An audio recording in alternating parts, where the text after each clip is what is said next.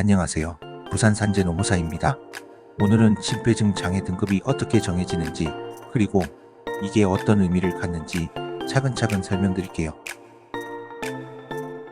제가 처음 심폐장애 등급을 접했을 때 좀 복잡해 보였는데요. 사실 두 가지 큰 축으로 나눠서 보면 이해가 쉬워요.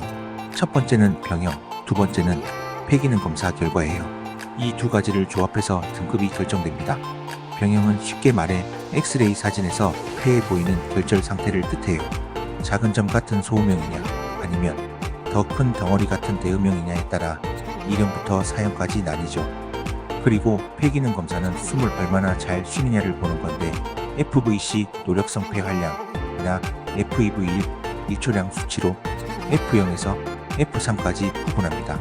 이 둘을 합쳐서 최종적으로 1급부터 13급 혹은 요양대상 여부가 정해지는 거예요.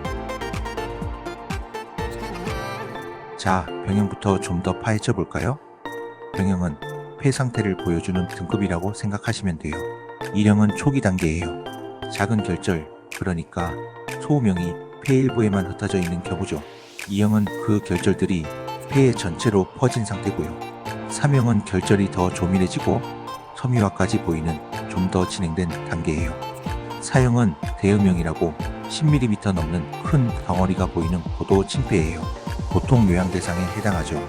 예를 들어 병원에서 2형 침폐라고 들으셨다면 소음형이 폐 전반에 퍼져 있는 중등도 상태라는 뜻이에요. 이건 방금 말씀드린 대로 나중에 등급 정할 때 중요한 기준이 됩니다. 다음은 폐기능이에요. 이건 FVC 노력성 폐활량이나 FEV1 일초량 수치를 봅니다. FVC 노력성 폐활량은 폐가 얼마나 공기를 담을 수 있느냐, FEV1 일초량은 1초 동안 얼마나 뱉어낼 수 있느냐를 체크하는 거예요. 둘 중 낮은 값을 기준으로 삼아요. 80% 이상이면 정상, 그러니까 F형이에요. 70% 이상 80% 미만은 경미한 장애로 F12, 55% 이상 70% 미만은 경도 장애로 F1, 45% 이상 55% 미만은 중등도 장애로 F2, 45% 미만이면 고도 장애 F3이에요. 만약 FEV1 일초량이 FVC 노력성 폐활량보다 더 낮다면 FEV1 일초량을 우선 적용해요. 이 숫자가 등급에 큰 영향을 주니까 검사 결과 꼭 확인해 보세요. 이제 병형과 폐기능을 합쳐서 등급이 어떻게 나오는지 다시 예를 들어볼게요. 1형의 폐기능 F형이면 13급 거의 경미한 수준이에요. 2형의 F이면 3급 중등도 장애로 올라가고요. 4형은 기본적으로 요양 대상이에요.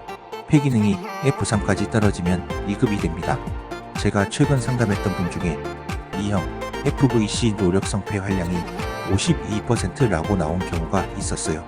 이건 F에 해당하니까 최종 등급은 3급이 됐죠. 이런 식으로 계산된답니다. 마지막으로 실무 팁 몇 가지 드릴게요. 병형은 심폐정밀 진단 결과로만 인정돼요. 2-2형 이런 식으로 정확히 적혀 있어야 합니다. 폐기능 검사는 기관지 확장제 쓴 후의 수치로 봐요. 심폐증이랑 COPD가 같이 있으면 둘 중 유리한 쪽만 인정해줍니다. 중복은 안 돼요. 그리고 이 등급 2년마다 재심사 받을 수 있어요.